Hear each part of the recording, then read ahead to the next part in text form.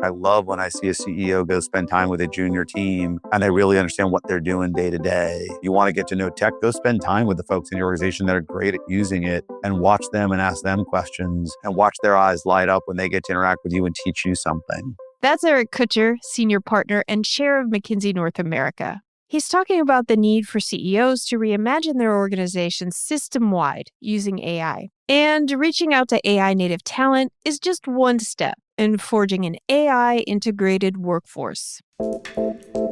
This is the McKinsey Podcast, where we help you make sense out of the world's toughest business challenges. I'm your host for today, Lucia Rahili.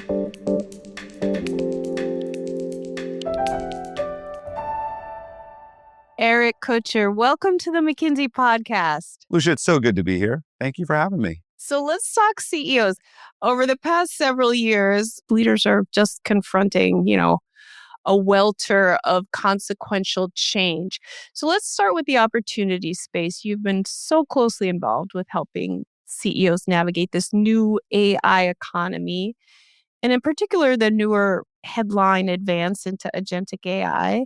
Talk to us about what you think this new agentic age means for today's leaders and for how they meet this moment. I tell everyone, I think this is the most exciting moment that I've lived in my 28-year career, right? I call it the reimagine moment. I call it the CEO legacy moment. I had one CEO who I really admire say to me, this is the real fourth industrial revolution. And the reason why I just think this is such an amazing moment, it is the most democratized technology that we have ever seen. Watching your kids adopt this, watching your grandparents adopt this, watching everyone have, whatever form of LLM at their fingertips. My wife doesn't go to a travel agent anymore. She literally says, what does chat tell me to go do? When I watched my son in his senior year, which is 2 years ago, so sort of in the early innings of this technology, he'd be preparing for his exams. He'd take every problem set that he had done and every test that he'd been given and every quiz, and he threw it into chat and said, make me a 90-minute exam, right? And then show me the answer key. And so every one of our employees is using it, whether they're using it at home or whether they're using it at work, they're using it. And so this technology, unlike semiconductors, which took years or whatever, this has happened overnight. So the most democratized technology. But it's also probably because of the level of scale of where that technology is today, overlaid with the magnitude of change, right? It is probably the biggest business transformation and the most complex business transformation, not technology. And so the thing I say is it is an 80% business transformation and 20% tech. That is different than how most people have thought about it. And I do think the CEOs that take this on are going to take their organizations to a different level. And the CEOs that sit there and wait, their companies aren't going to exist. They're not going to thrive. It's that binary in terms of its level of importance. So, Eric, you're talking with CEOs every day. We've seen so much research about the challenge of translating AI investments into bottom line results, right? Into the P&L. Many are experimenting. Few are actually realizing the value, it seems. So how do you see leaders address that value creation challenge successfully? The reason we have gotten no results out of this so far is we've been in the world of, let's just take the technology and deploy it and watch the good things happen. And good things have happened. They just don't add up. You can't just rely on the technology back to my 80-20. You have to take a step back and really reimagine the process. So then you get into this question of, if you're a CEO, well, how are they approaching the problem? And my reminder to them is they really, really, really need to be having their own mind. Where is it they want this thing to look like in 5 years' time? By the way, that may be nothing more than high-level thinking and kind of giving them their own North Star. It may be how they articulate where they're going so the organization can realize the magnitude of change. That's, in my mind, a choice they have to make, and they're all choosing it very differently. Mm-hmm. Some say, I've got to bring the whole organization along at once. Some say, if I can get one or two functions to do something magical that I can use as an example to challenge everyone else, that alone is sufficient. Literally, one said to me, I've got 2 or 3 folks that are running ahead. That's not okay. I need everyone to be run at the same pace, and I'm not going to let the first 3 slow down. I have one that was incredible. He said, I want to triple the share price. I literally want to triple the share price. I want to get it done in 4 years. That's ambitious, right? This is not a small company. He went to one of his functions. He said, here's your objective to get to tripling the share price. I got to triple the number of customers we have. I need you to go from 1,000 to 3,000 customers. I need you to do the work. And here's the deal. I don't want it done the way we've done it in the past. Here's my vision for how it's going to get done. You guys have to go make that happen. That to me is the difference between those that are out in front and those that are kind of waiting to see the technology. The other thing I hear a lot from CEOs is like the fluency of this thing, right? The irony is that our youngest people in the organization know the technology better.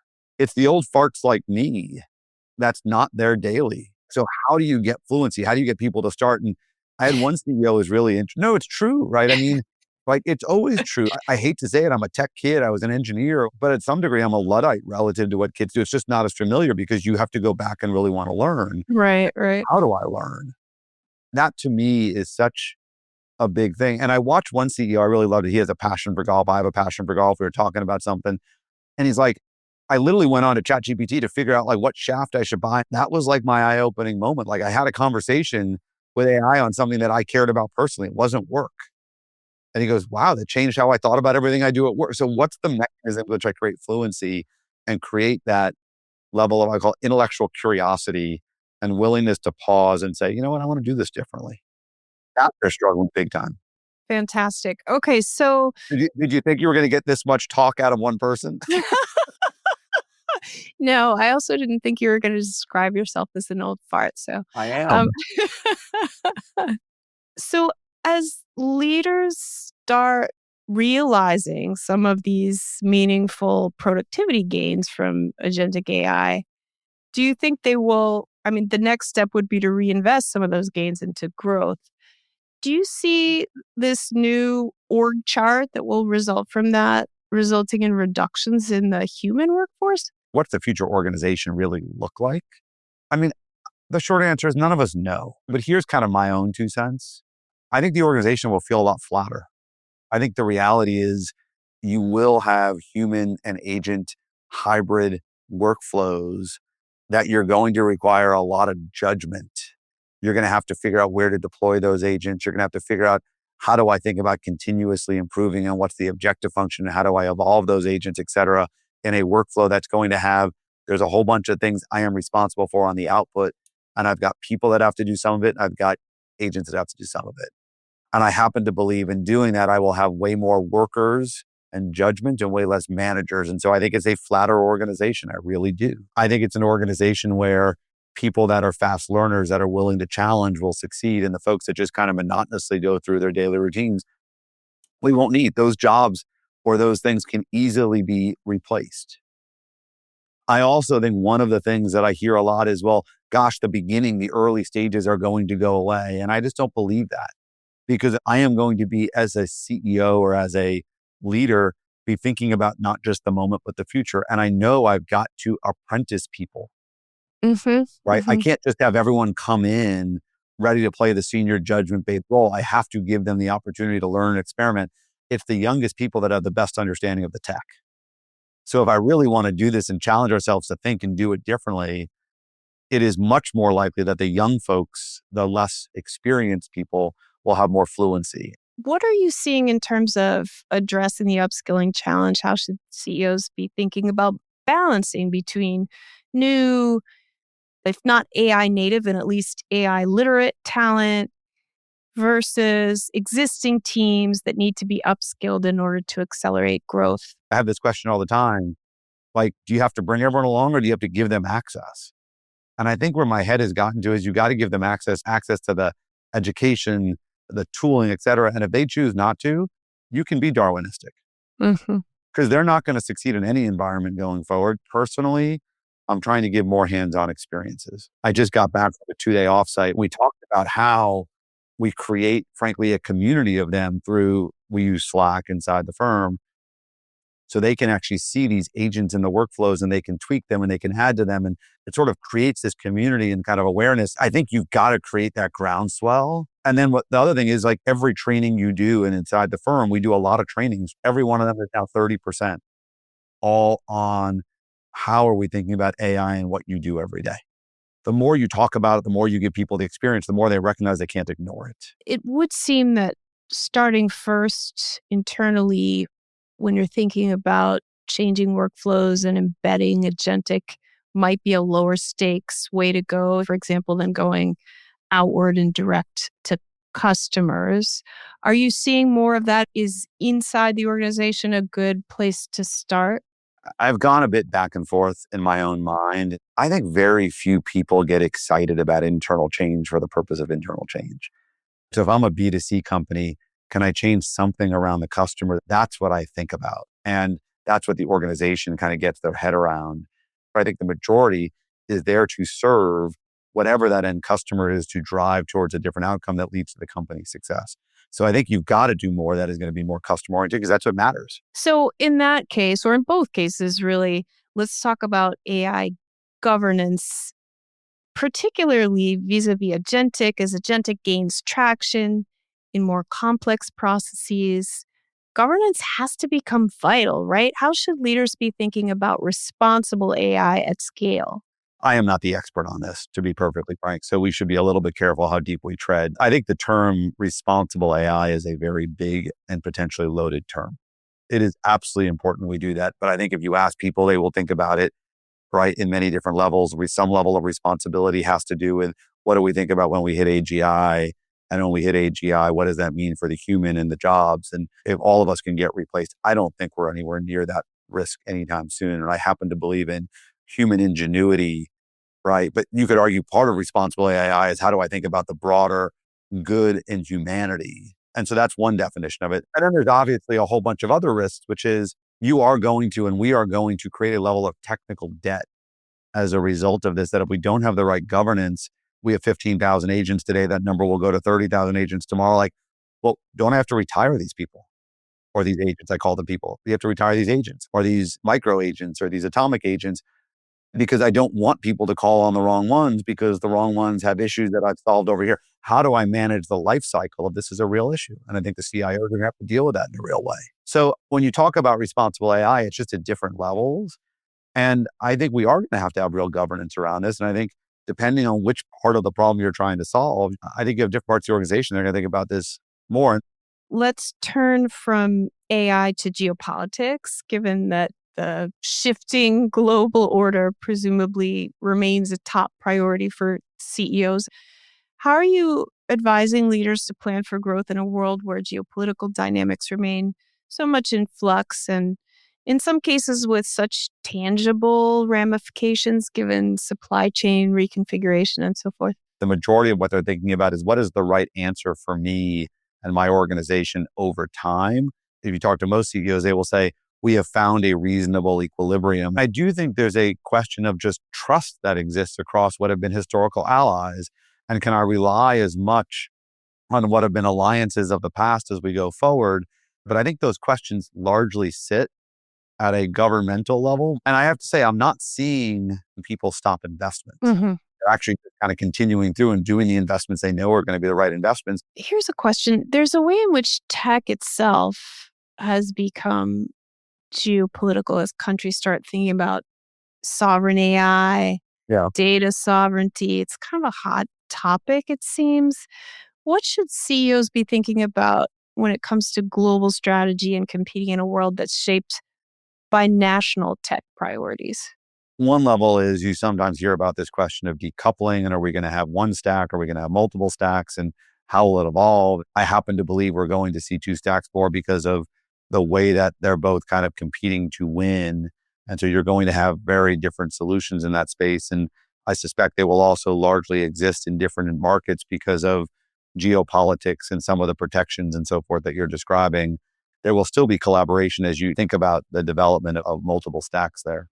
Then you get into kind of what are the implications of sovereign AI or data restrictions. And we've been living in that world for a while. And I think we are going to continue to live in that world and it's only going to be greater. What I think you will see is there's some places where they really do want to have more, not just availability of technology that stays within, but more of their own local technology that gives them to say like, we're not reliant. And what does that mean in a world where the geopolitics can be quite tricky. That's effectively what I think people are trying to avoid.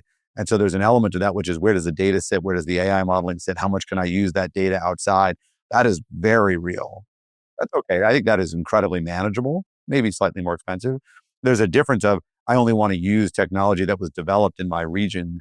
I think that's harder because I think that runs a real risk. And so I actually don't think that will play out because I think the economic impact of not having the best available is much greater than the risk, right, associated with using someone else's. So then you're going to be stuck in a world where, sure, I have more complicated data center constructs. I have more complicated data residency constructs. That's all manageable. It's a complicating or complex factor. It's not a game changer. Interesting. So you've talked a lot throughout this podcast about leading through this interval of uncertainty, this interval of change. What other leadership mindsets and behaviors do you see among the CEOs you work with who navigate this kind of challenge particularly well? I think the great ones figure out how to be centered and find things that allow them to escape from moment to moment. I think the great ones also love what they do, right? I think you can't do these jobs unless you absolutely love what you have to love the organization. You have to believe in what you're doing. I think the great ones today have sort of gotten past the I'm going to say what I think people want me to say and I'm going to say what I believe. And I think this is so important. And I think it kind of helps. Like, it's really easy if you say what you think people want to say and then the winds switch, you're sort of stuck, right? And it makes it very hard for you. If you believe in something, you don't worry about which way the wind's blowing because you believe it. I think the great ones also really are constantly learning. I love when I see a CEO go spend time with a junior team and they really understand what they're doing day to day. You want to get to know tech, go spend time with the folks in your organization that are great at using it and watch them and ask them questions and watch their eyes light up when they get to interact with you and teach you something. I think those are the people that really understand what's going on in the organization because they take the time. I also think the great CEOs of the moment are willing to be more vulnerable. I am struck by how in a world of the past where it's like you had to be the command and control and you had to be able to demonstrate that. I think it's okay. That's a great question. I don't know the answer to it. Or gosh, like that's a really good point. I got to go think about that some more. I think it's incredibly liberating. And I think the great CEOs are figuring that out. And it's incredibly inspiring to their organization to feel that the person is human and approachable and all that. Yeah, that's interesting. Do you think CEOs, I mean, AI is presumably revving up the pace of executive decision making, right? In addition to juicing productivity and all these other transformational changes it's enacting. Are CEOs prepared to make strategic moves at this new speed, at pace, and at scale? How are they handling that piece of it?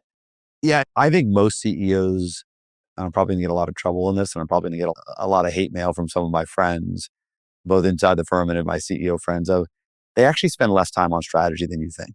And so much of what they are actually spending time is the change management, the moving the organization from A to B, as opposed to deciding we're going from A to B. Now, the beauty is I can execute on B a bit faster, but I still have to go through that change. What may change right now is the ambition that I have big enough. Is it bold enough? How you bring in the organization is just so hard that is what I really believe the good CEOs spend their time on. You talked about junior folks that you work with who are young, starting out in their career. If you had one piece of advice for one of these junior folks, what would it be? I'm not good at one. I can do three, I think. Good. Okay. Maybe we'll see. Number one, never lose your intellectual curiosity. The thing I worry about is it is super easy just to go to the AI and ask it to go do something for you.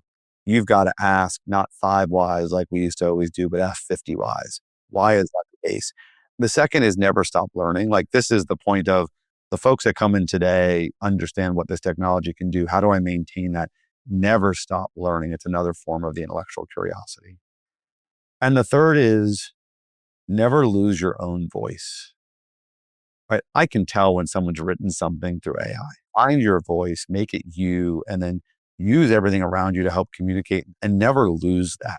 If you haven't figured out how to express yourself in your way, you're really not thinking critically. So, Eric, tell us, and I think you said some of this at the beginning, but tell us more.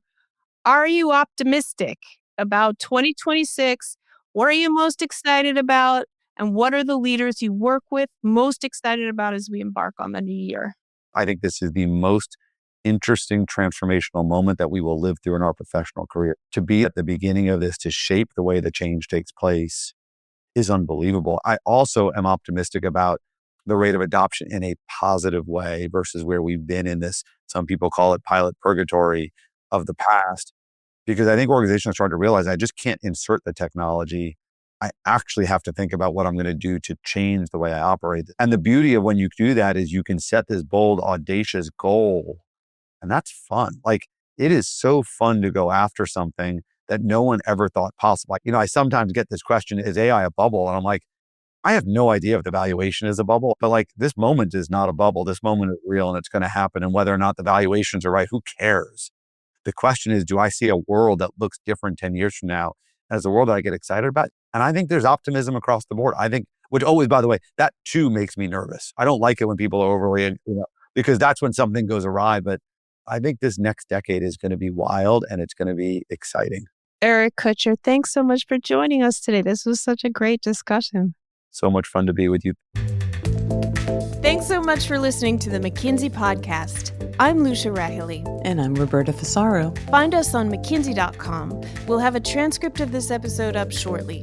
And download the McKinsey Insights app, where you can find this podcast and other helpful content updated daily. If you enjoyed the show, we'd love for you to leave a rating and a review. We'll see you in 2 weeks.